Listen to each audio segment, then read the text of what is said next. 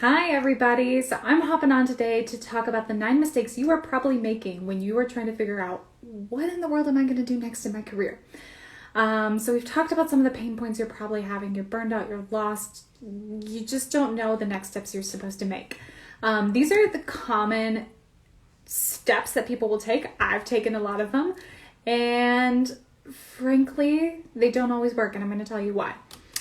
So number one is you think you need to apply to grad school or get a certification.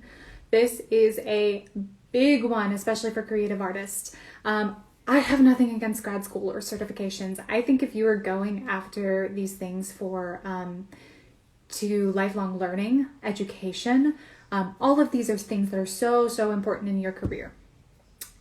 However, if you are going after grad school or a certification to feel validated for pivoting in your career, that is a sign that you might be chasing it and going after it for the wrong reasons. Grad school, as all of us have known, school in general has increased in cost over and over through the years. So you really have to do your research and know that you are going to school for the right reasons. I actually was considering grad school for a long time. So I started reaching out to people in programs who started reaching out to the specific programs, people who had been in programs that I was interested in, and talking to them. And what I came to find out was a lot of them were really grateful for being in the environment that they were in, but it wasn't actually the school or program itself that had helped them grow. So that to me was actually a red flag of, okay, this might actually not be the route and give me the results that I am actually looking for from a grad school program. Mistake number 2 is I think I'm going to make this 5-year plan to slowly pivot and safely pivot into something new. I am super guilty of this one. So the last time I wanted to pivot, I made this big, extravagant, long plan of I'll do this in a couple years, and then I'll take a corporate job for this many years, and then I'll do my own thing about 3 years later, and that's sort of the plan. Take a deep breath. You probably have made that long of a career plan because you're scared of taking the risk, and you're scared of diving in, and there's a lot of fear that is thinking that you need to get more of an education, be more validated, have more connections before you start doing something. And frankly, you don't yet know if you're going to enjoy doing that thing. So take a deep breath. You need to find a way to test drive what you think you want to do quicker and faster. A 5-year plan is a very long time. Now, if you've realized that that's the only way you're going to make it to where you want to be, awesome, great. But otherwise, you've got to shorten that plan down a little bit. Starting with, I think I should talk to my family and friends about what I should do next. Family and friends are some of the best people to listen to you vent, to hear your frustrations. They are some of the best people to be there for you when times get really tough. However, unless you are wanting their career, they are probably not going to have the best career advice for you. They care so much about you and your life, and they want you to be so happy, which is awesome and amazing. But oftentimes what happens is they will give you unsolicited or well-meaning advice that frankly is actually probably going to make you more confused and lead you more astray. So I would avoid getting into those conversations if at all possible. I'll take a career test. That's another mistake. So here's the thing about career tests. I love tests. I love quizzes. They're so awesome and amazing. However, career tests are designed to help the people who know themselves best. That is literally how the algorithm configures itself and makes sure that it's doing its job. So, if you can describe yourself as feeling lost and unsure of what's next, it probably means that there's a lot of soul searching you need to do, and a career test is probably not actually going to lead you in the right direction because the algorithm wasn't actually designed for you. Another mistake you might be making is, I'm only going to apply for the jobs that I'm 100% qualified for, and I'm not going to go after that thing because I'm not qualified. Here's what I'm going to tell you. If you are 100% qualified to take a job, you are probably going to be so bored in that job. Now, if this is a job that is just meant to pay the bills so that you can do what you want on the side, so that you can slowly work towards your career that you're wanting, great, awesome, take it.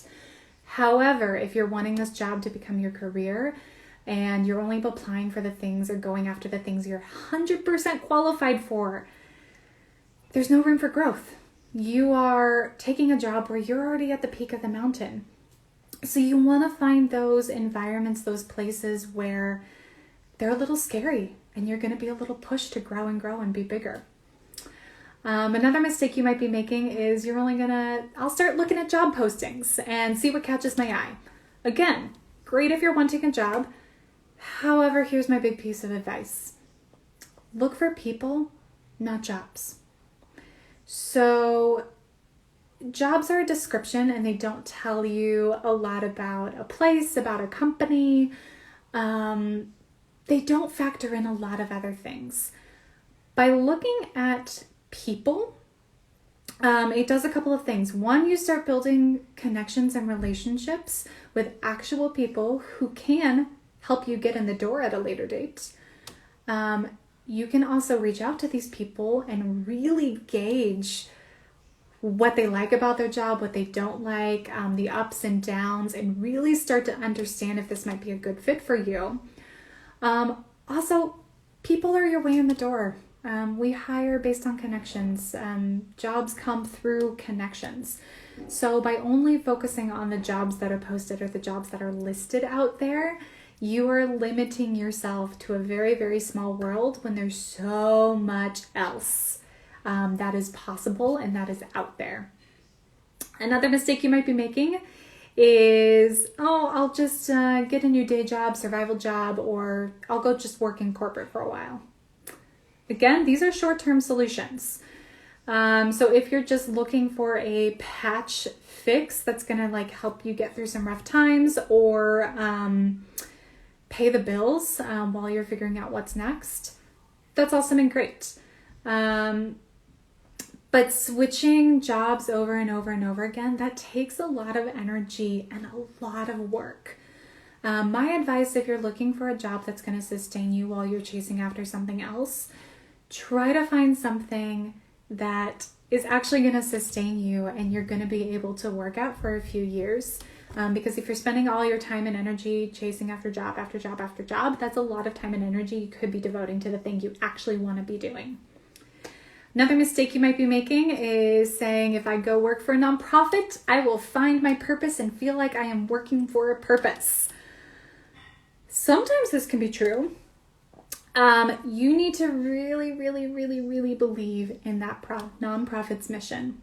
If you don't believe in their mission and stand 120% behind their mission, you're going to burn out really quick. Unfortunately, nonprofit jobs, they're often strapped for resources. Pay can be a little bit lower. They can be a little dysfunctional. I've talked to a lot of people who have found that. I've personally experienced that. And so working for a nonprofit can be, again, great and fulfilling for a time. But it's not necessarily going to lead you to finding your personal purpose. You kind of have to already know that your purpose is aligned with that company's mission before you jump into it, if that makes sense.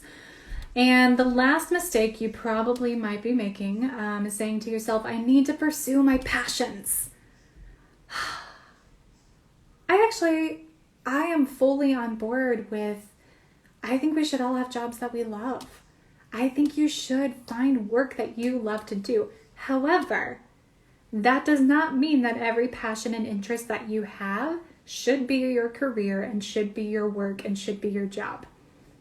Here's why.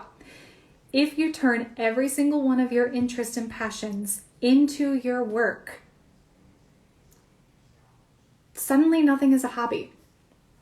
And hobby gets such a bad rap in the creative world because we look at, oh no, I didn't realize I lost my connection.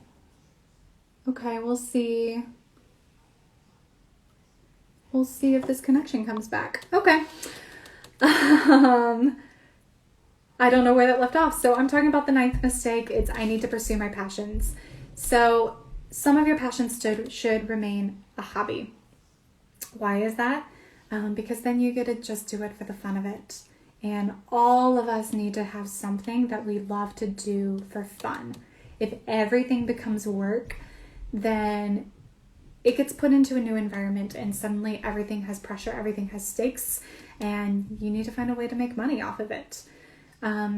So you really do need to identify what are those passions that I want to remain for fun. I want them to remain something that I do because I enjoy it. So those are the 9 mistakes you might be making when you're trying to figure out what in the world am I doing next in my career. What should you be doing? That's the next question, right? So I have a 5-step roadmap for creatives to help you navigate career change. So these are the 5 steps that I took, and I'm currently working with my coaching clients on using these same exact steps to help them figure out what is next. A lot of it is actually a lot of soul work. So you can grab my freebie in the link below. That's going to be in the link of the Facebook and the Instagrams below. And if you have any questions, feel free to drop comments and I will be there. I'd love to answer them. Thanks so much for tuning in. Bye, guys.